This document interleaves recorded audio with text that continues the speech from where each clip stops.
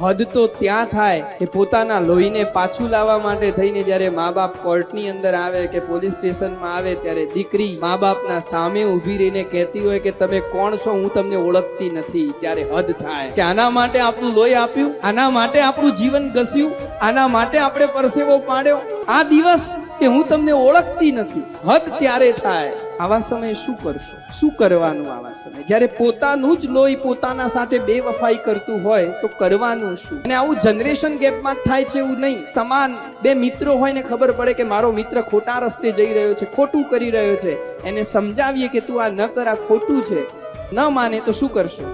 પડ તારે પડવું હોય તો ખાડામાં મારે શું, એમ કરશો? ન કરી શકીએ. કારણ લાગણી છે, એના માટે પ્રેમ છે. કરવું શું?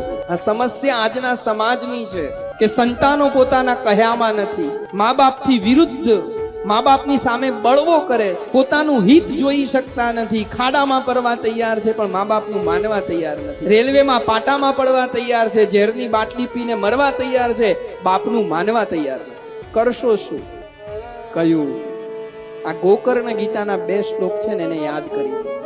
આ રસ્તો છે, બીજો કોઈ રસ્તો નથી. દેહે સ્થિ માંસ રુધિરે ભી મતિમ ત્યજત.